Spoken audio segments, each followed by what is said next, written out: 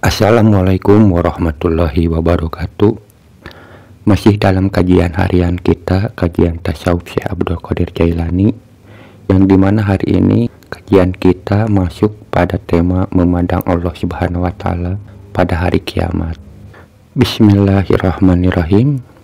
Kita mulai. Barang siapa melihat orang yang mencintai Allah Subhanahu wa Ta'ala, sesungguhnya ia telah melihat orang yang melihat Allah Subhanahu wa Ta'ala dengan hatinya dan telah datang kepadanya dengan nuraninya.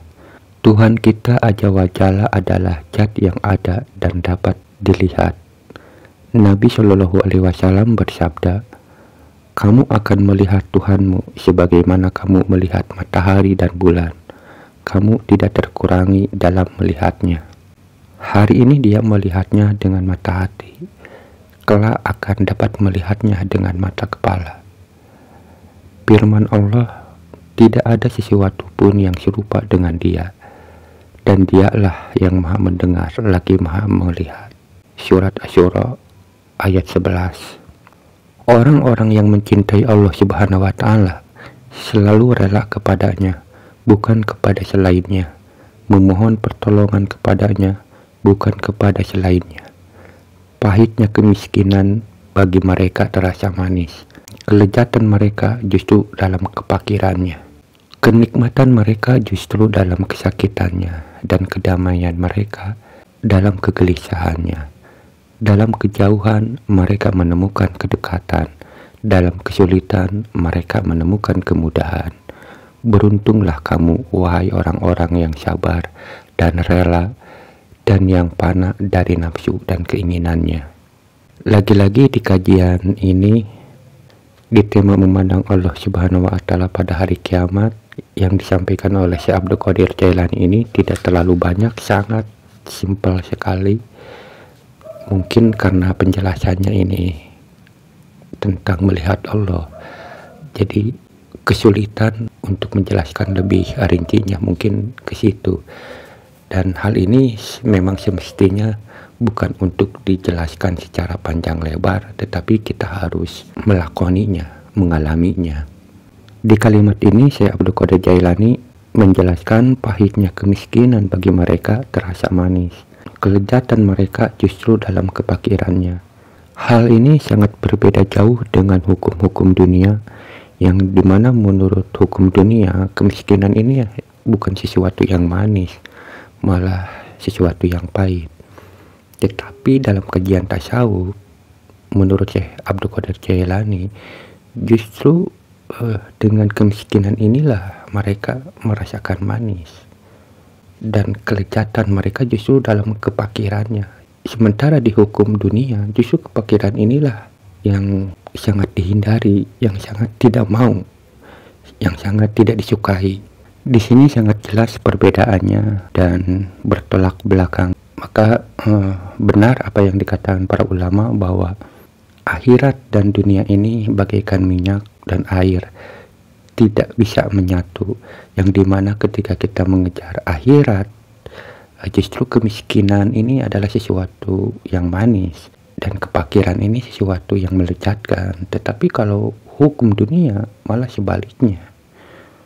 Dan mungkin hal ini sulit untuk diyakini, sulit untuk dipercayai oleh manusia pada umumnya.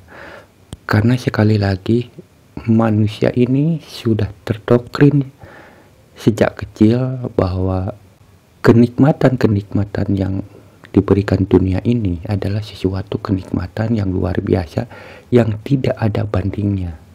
Sementara kefakiran dan kemiskinan ini adalah sesuatu yang sangat menyakitkan.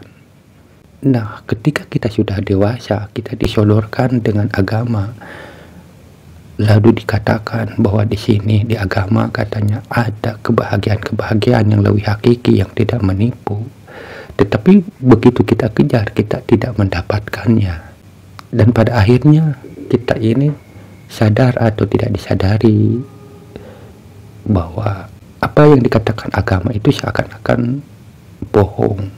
Walaupun di sisi lain kita percaya, ya mungkin karena ucapan orang-orang yang terdahulu atau karena dari ulama-ulama terdahulu, tetapi pada kenyataannya kita sulit untuk membuktikan kebenaran-kebenarannya. Justru yang ada kelejatan-kelejatan atau kebahagiaan-kebahagiaan itu, inilah yang disodorkan oleh dunia ini, yang bahagia ini. Tetapi menurut Syekh Abdul Qadir Jailani, bahwa untuk mengejar kelejatan kebahagiaan yang disodorkan oleh agama itu harus melalui kefakiran dan kemiskinan. Nah, bagi manusia yang sudah terbiasa dengan keindahan, tentang kekayaan, maka hal ini dianggapnya sesuatu yang mustahil. Dia tidak akan percaya dengan hal itu. Orang yang akan percaya terhadap cerita-cerita atau sesuatu yang disampaikan oleh agama itu, orang akan percaya jika akal pikirnya dipakai dengan sebaik-baiknya, atau dengan kata lain, orang itu bisa memahami, bisa menilai sesuatu yang aneh yang diberikan oleh dunia. Ketika kita mau memperhatikan, mau menapakurinya, apa-apa yang diberikan oleh dunia, maka di situ kita akan melihat begitu banyak keanehan-keanehan yang diberikan oleh dunia, yang seakan-akan dunia memberikan sesuatu kebahagiaan, tapi ternyata kenapa kok kebahagiaannya seperti ini? Ketika dunia memberikan janji-janji, tetapi kenapa kok janji-janjinya tidak ditepati, malah yang ada kelelahan-kelelahan. Dan hal itu kalau kita menapakuri segala sesuatu yang diberikan oleh dunia, maka kita akan banyak menemukan keanehan-keanehan, sehingga diri kita akan mau menemukan sesuatu yang lebih, yang bisa meyakinkan bahwa kehidupan itu mesti ada kebahagiaan yang sempurna. Nah, ketika orang ini mau membuktikan pada keyakinan dirinya bahwa kehidupan itu mesti ada kebahagiaan yang sempurna, maka dia akan melakoni apa-apa yang dikatakan oleh agama. Nah, ketika itu si orang ini maka akan bisa menemukan kebenaran-kebenaran yang disampaikan oleh agama itu. Dan memang pada kenyataannya bahwa untuk menempuh kebenaran-kebenaran yang disampaikan oleh agama itu harus melalui sesuatu yang sulit, harus melalui sesuatu kepahitan. Dan seperti itulah apa yang dikatakan oleh Syekh Abdul Qadir Jailani, bahwa dalam pengalamannya ternyata kemiskinan ini yang bisa mengantarkan dirinya dekat dengan Allah. Justru dengan kepakiran-kepakiran inilah kita semakin mesra, semakin semangat untuk selalu terus dekat dengan Allah. Dan dengan cara ini dan dengan keadaan seperti inilah, ketika kita dekat dengan Allah, maka kebahagiaan-kebahagiaan itu akan kita dapati. Mungkin di antara kita atau kebanyakan orang akan bertanya-tanya, apakah benar kalau misalnya kita dekat dengan Allah itu bisa mendapatkan kebahagiaan, bisa mendapatkan kenikmatan? Ini pasti akan menjadi pertanyaan. Dan kita jangan merasa aneh jika ada orang yang bertanya tentang hal ini. Karena sekali lagi, bahwa semua orang sudah didoktrin dari kecil bahwa kita ini sudah diberikan kenikmatan-kenikmatan oleh dunia. Dan ketika itu kita tidak pernah merasakan kenikmatan-kenikmatan yang luar biasa yang dibandingkan dengan apa-apa yang diberikan oleh dunia. Sehingga kita meyakini bahwa hanya inilah kebahagiaan yang sempurna yang diberikan oleh dunia. Nah, sebenarnya kita dekat dengan Allah itu memang bisa bahagia. Karena logikanya seperti inilah. Jika kita dekat dengan orang kaya, selalu dekat dengan orang kaya, maka kita akan bisa merasakan kenikmatan-kenikmatan atau bisa merasakan kekayaan-kekayaan yang dimiliki orang kaya itu. Karena kita dekat dengan orang kaya makan, kita pasti akan diajak makanan yang enak, apapun akan diajak oleh orang kaya itu, karena kita selalu dekat dengan orang kaya. Walaupun kita miskin, tidak punya apa-apa, hidup kita akan merasa enak. Sekali lagi, karena kita dekat dengan orang kaya, pasti kita akan merasakan atau ikut menikmati kekayaan-kekayaan orang itu. Nah, sementara dengan Allah, Allah itu maha segala-galanya, maha kaya, pokoknya maha segala-galanya. Nah, ketika kita dekat dengan Allah, maka apa yang dimiliki oleh Allah, kita akan ikut menikmatinya, ikut merasakannya. Jangankan sesuatu hal yang bahagia, yang nikmat, semua pengetahuan Allah akan mengalir kepada diri kita. Bahkan karomah-karomahnya, kehebatan-kehebatannya. Kan kita sering mengenal karomah pemberian dari Allah, yaitu karena kita dekat dengan Allah.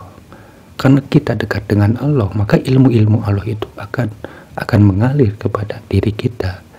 Bukan hanya kebahagiaan saja, bahkan masa depan, baik masa depan diri kita, masa depan orang lain, kita akan tahu. Karena yang bisa memiliki kemampuan ini hanyalah Allah. Dan kita dekat dengan Allah, maka kemampuan itu akan mengalir kepada diri kita. Apalagi soal kenikmatan. Nah, tinggal kitanya di sini. Kita harus mau berusaha, mau mencoba, mau membuktikan benar nggak apa yang dikatakan oleh agama, benar nggak apa yang dikatakan oleh Nabi. Jadi kita ini jangan asal percaya, tapi tidak mau membuktikannya. Bagaimana kita mau percaya? Itu hanya cerita-cerita. Selama ini kita meyakini sesuatu hal hanya sebuah cerita. Kita tidak merasakan, kita tidak pernah melihat apakah surga itu ada, apakah siksa kubur itu ada, apakah hari kiamat itu ada. Kita meyakini itu ada karena dari cerita-cerita. Mestinya kita harus mau membuktikan benar enggak ada. Dan pasti ketika kita dekat dengan Allah, maka apa yang dikatakan Allah itu akan terbukti. Kita akan melihatnya. Itu bukan sesuatu hal yang mustahil.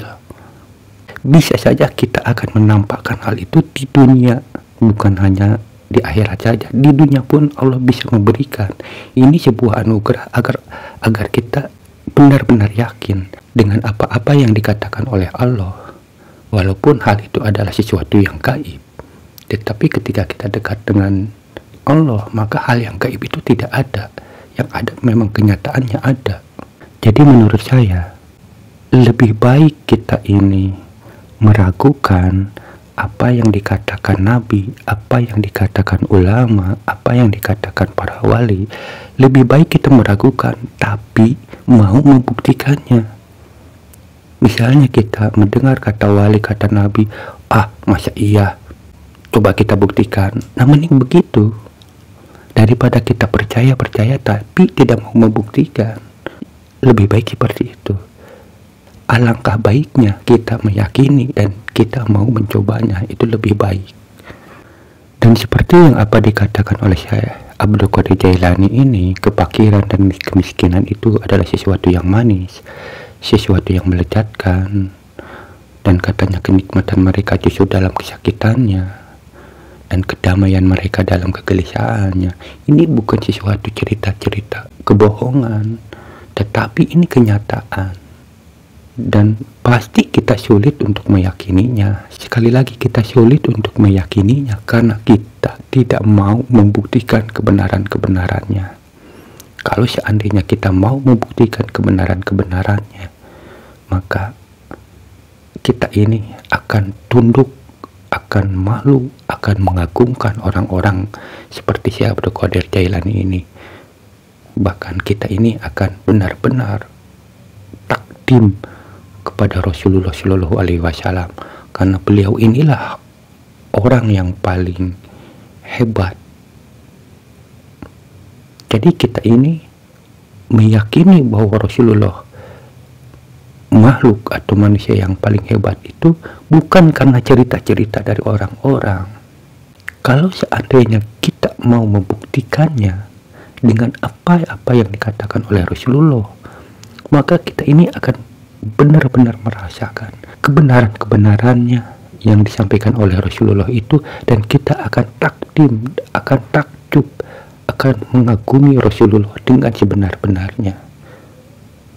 Seperti halnya kamu meyakini bahwa kasih sayang orang tua itu begitu luar biasanya kepada diri kita, dan kita hanya percaya iya pasti karena kita meyakini hal itu dari orang-orang, dan banyak orang-orang yang menyatakan hal seperti ini.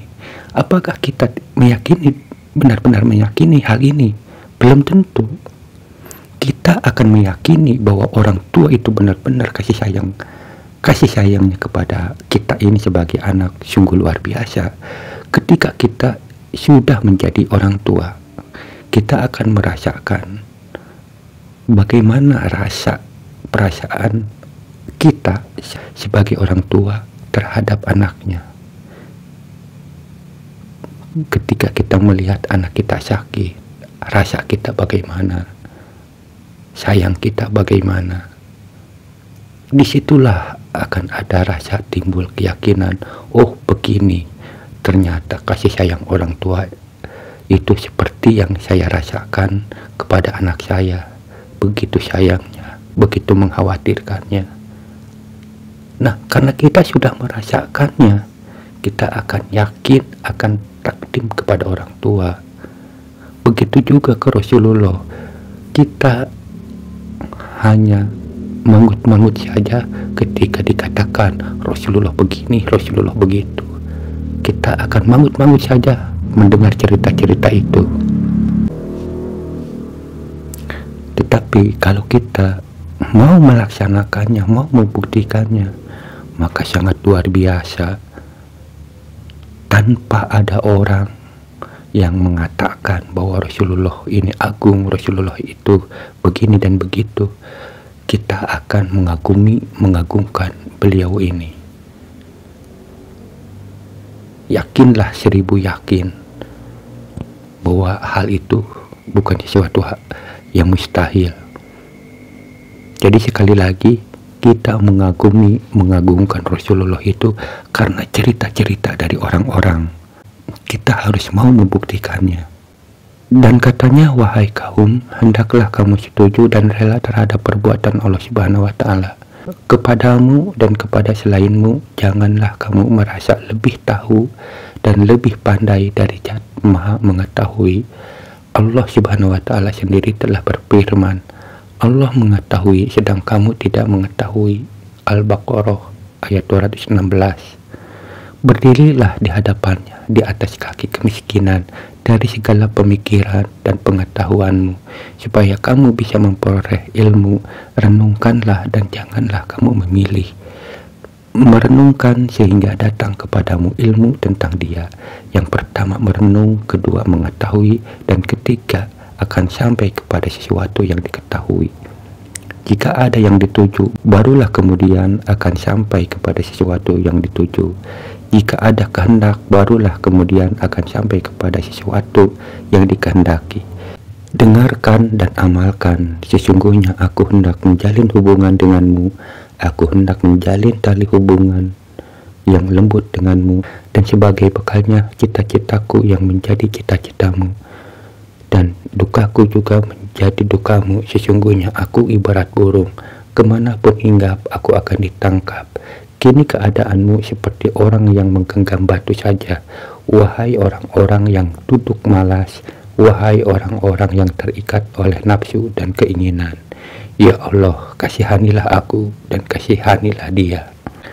Hanya itu yang disampaikan oleh Syekh Abdul Qadir Jailani ini dalam tema memandang Allah. Walaupun singkat, tetapi ini sangat padat, dan kita harus meyakini dan mau membuktikan apa yang dikatakan oleh Rasul, oleh para ulama, wali, termasuk Syekh Abdul Qadir Jailani ini. Kita harus mau membuktikan, dan harus dicatat bahwa ternyata kemiskinan dan kefakiran itu adalah sesuatu yang bisa mengantarkan diri kita dekat dengan Allah. Makanya pantas Allah mengatakan kefakiran dan kemiskinan ini adalah hadiah dari Allah. Karena sudah jelas dengan kefakiran dan kemiskinan ini kita akan cenderung akan ingat kepada Allah. Makanya tidak aneh jika kita mendengar kehidupan atau biografi kehidupannya para ulama ini, kebanyakan orang ini selalu berada dalam kesusahan. Bukan berarti dia tidak bisa kaya, tetapi beliau-beliau ini memilih untuk menjadi orang yang seperti itu.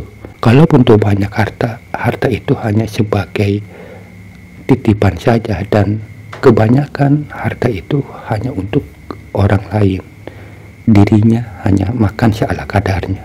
Maka tidak aneh kalau kita mendengar bahwa ada orang soleh yang puasanya 40 tahun, ada yang seumur hidup, dan lain-lain. Bahkan Rasul sendiri, seorang pemimpin yang memiliki kekuasaan yang sangat luas, Rasulullah ini masih memegang perutnya karena rasa laparnya. Bukan berarti beliau ini tidak mampu untuk mencari makan atau mendapatkan makanan, tapi dia sengaja mempertahankan keadaan seperti itu agar dirinya selalu dekat dengan Allah, agar dirinya selalu terjaga dari sikap-sikap perbuatan-perbuatan maksiat. Karena jelas dengan perut kenyang, dengan banyak harta, kita akan lalai, kita akan serakah, kita akan banyak ketakutan.